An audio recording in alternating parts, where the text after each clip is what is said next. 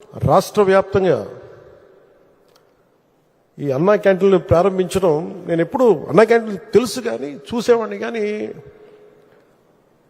ప్రత్యక్షంగా వెళ్ళే నాకు ఇది ఉండదు. సో ఈ రోడ్లో వస్తున్నప్పుడు పొద్దున్నే ఒక రోజున ఎయిర్పోర్ట్కి వెళ్తా ఉంటే అన్నా క్యాంటీన్లు ప్రారంభించిన 3వ రోజు 4వ రోజు చాలామంది లారీ డ్రైవర్స్, ఈ మన బేల్దారి పనిచేసే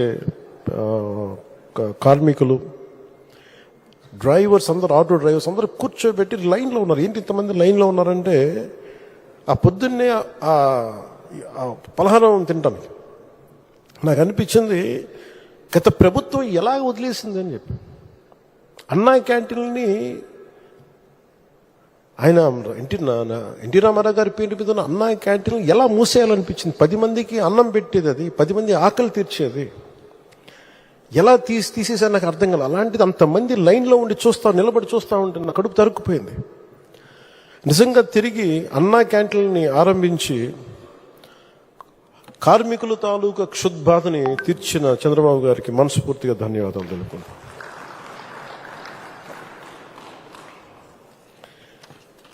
ఒకసారి నేను పార్టీ ఆఫీస్లో ఉన్నప్పుడు ఒక 9 నెలల క్రితం కృష్ణా జిల్లా, గుంటూరు, అన్ని జిల్లాల నుంచి లాయర్లు వచ్చారు, హైకోర్టు లాయర్స్ అందరూ వచ్చి ఈ ల్యాండ్ టైటిలింగ్ యాక్ట్ని మీరు ఇబ్బంది ఉంది, మీకు తెలియట్లేదు, దీని తాలూకు డేంజర్, మీరు ఎందుకు ఎవరో మాట్లాడట్లేదని. మేము మాట్లాడామంటే సరిపోవట్లేదని చెప్పి ఒక సెషన్ పెట్టారు వాళ్ళు పూర్తిగా. మా మంత్రి నాదెండ్ల మనోహర్ గారి ఆధ్వర్యంలో వాళ్ళు చెప్పింది వింటే భయం వేసింది.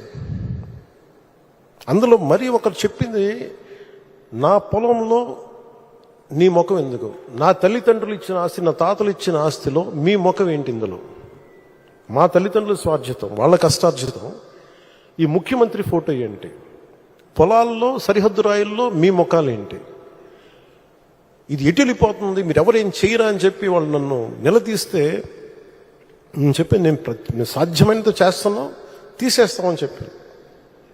ఆ రోజు అది విశ్వాసమే, నమ్మకమే. కానీ ఈ రోజున అది ఒక సత్యం, ఒక నిజం.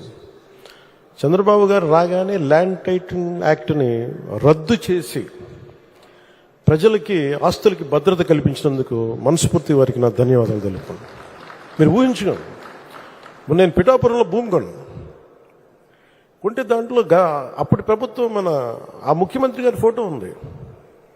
నాకు కూడా తప్పలేదు అది, ఆయన నవ్వుతా ఆయన ఫోటో ఉంది. అంటే మనం కష్టపడి కొనుక్కుంటే ఆయన ఫోటోలు అసలు ఎప్పుడు లేదు. ఆంధ్రప్రదేశ్ రాజముద్ర ఉండాలి అక్కడ, ప్రభుత్వ ప్రతినిధివి నువ్వు.